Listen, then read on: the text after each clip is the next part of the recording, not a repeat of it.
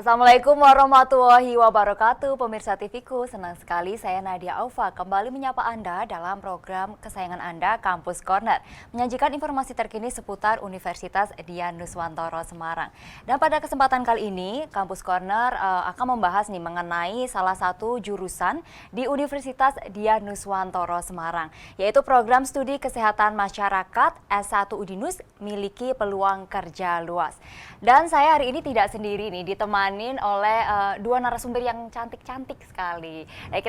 Kita sapa dulu ya pemirsa ya. Ini ada Ketua Program Studi Kesehatan Masyarakat S1 Udinus, Dr. MG Catur Yuantari SKM MKes. Selamat siang Bu Tari. Siang Mbak Nadia, siang pemirsa TV.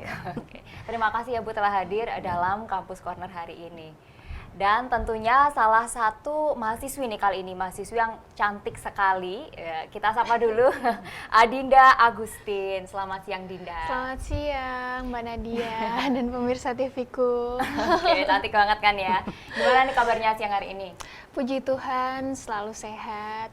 Oke, selalu sehat selalu ya. Sehat dan selalu. Juga teman-teman pemirsa TV-ku di rumah juga semoga selalu sehat seperti itu ya. Amin. Oke nih ngomong-ngomong mengenai jurusan kesehatan masyarakat ya nih Bu Tari nih bisa dijelaskan secara singkat kepada pemirsa TV-ku di rumah mengenai jurusan kesehatan masyarakat S1 Udinus.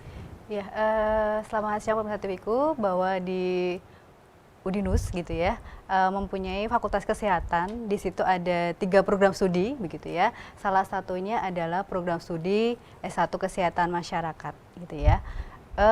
Kesehatan masyarakat itu adalah program studi yang memang berkecimpung di masyarakat begitu ya. Terutama ini sangat sekarang itu kan kasus pandemi gitu ya. Jadi tenaga kesehatan itu sangat dibutuhkan dan lain sebagainya.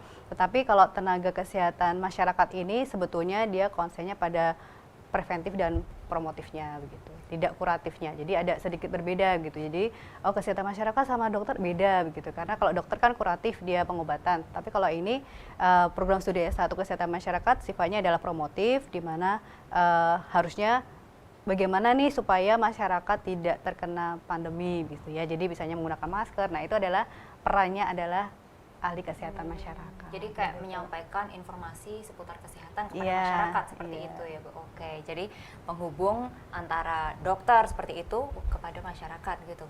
Iya, biar masyarakatnya nggak terkena penyakit gitu ya. Jadi kan preventifnya harusnya ada di tangannya ahli kesehatan masyarakat. Oke, betul-betul.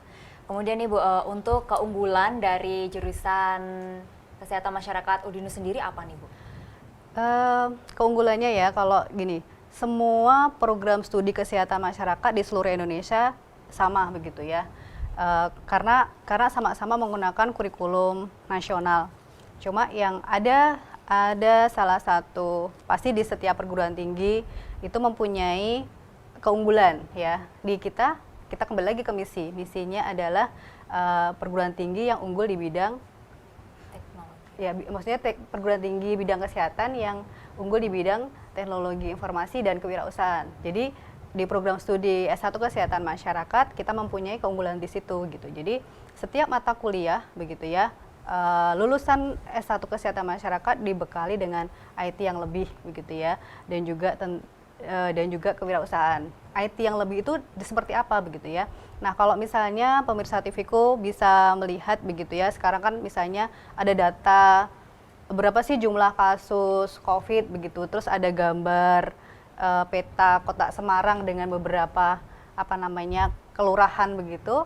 Nah, itu salah satu hal yang kita berikan ke lulusan kita di dalam belajar begitu ya. Jadi tidak hanya memang di kesehatan, tetapi dia menggunakan IT itu diajarkan. Di samping itu juga ada kewirausahaan gitu ya. Jadi itu mata kuliah yang wajib yang diberikan oleh mahasiswa kita sebagai unggulan gitu ya, unggulan yang ada di program studi S1 Kesehatan Masyarakat.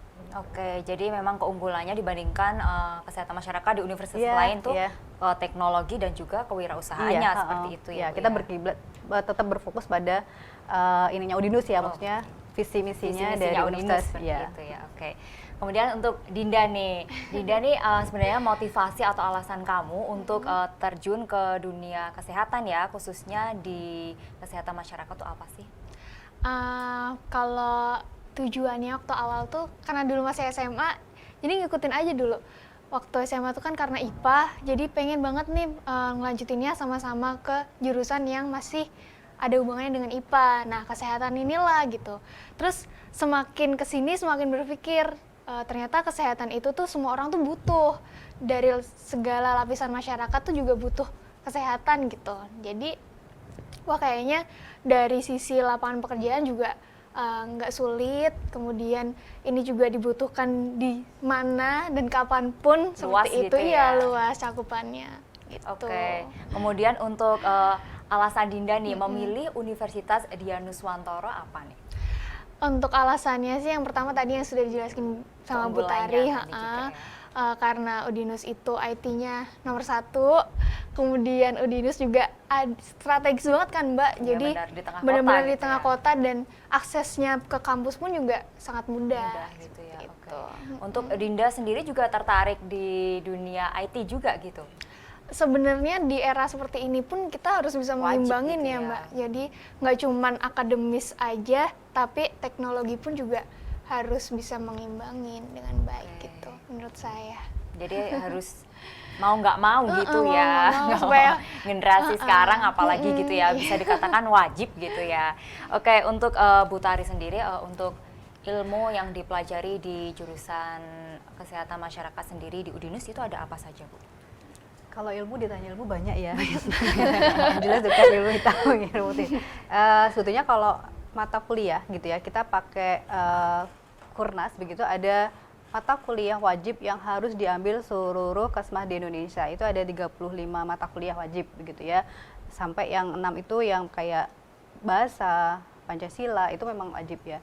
Nah, tetapi dari 35 itu ada 7 pilar yang memang itu pohonnya untuk di Kesmas ya. Dia adalah administrasi kebijakan kesehatan, terus ada epidemiologi, ada K3, ada lingkungan, ada promosi kesehatan, ada biostatistik, dan ilmu gizi.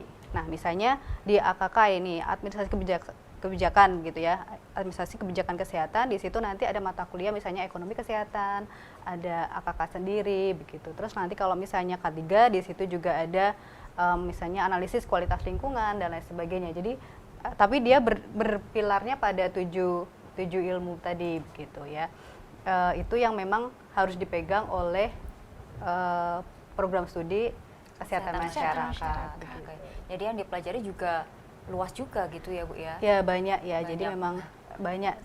Dan nanti misalnya dari 7 tadi begitu ya, ada tersebar 35 mata kuliah plus mata kuliah muatan lokal yang merupakan unggulan dari perguruan tinggi tadi, yang masing-masing perguruan tinggi begitu ya. Nah, di program Kesmas itu nanti pada waktu semester 5 ya, semester 5 kita tawarkan begitu, ada yang namanya peminatan dan penjaringan. Di situ itu baru fokus ke 7 pilar tadi. Cuma di kesehatan masyarakat di Udinus itu yang kita buka adalah hanya 5 peminatan begitu ya. Peminatannya ada AKK sama tadi administrasi kebijakan kesehatan, terus ada epidemiologi, ada K3. Kesling kita tidak buka, tapi itu memang pilar di dalam Kesmas begitu ya, karena di FKes sendiri ada juga program studi yang kesling gitu ya. Terus ada unggulannya ada MIK, manajemen informasi kesehatan. Jadi itu yang nanti jadi jurusan ya. Ini kayak contohnya si Dinda ini juga nanti ini dia semester 7 ya, semester 7 ada peminatan, dia di semester 5 itu ditawarkan, tapi pelaksanaannya ada di semester 6 begitu ya. Terus nanti kamu suruh milih apa begitu ya. Jadi pengennya karena memang basicnya agak berbeda, walaupun Kesmas itu kan kesehatan masyarakat ya, tapi nanti pada jenjang pekerjaannya macam-macam gitu ya. Jadi luas gitu ya luas. ya. Oke, nanti kita akan lanjutkan ngobrol-ngobrol seru ini ya Bu ya, setelah jeda berikut ini. Ya pemirsa, jangan kemana-mana, Kampus Corner akan segera kembali untuk Anda usai jeda berikut ini.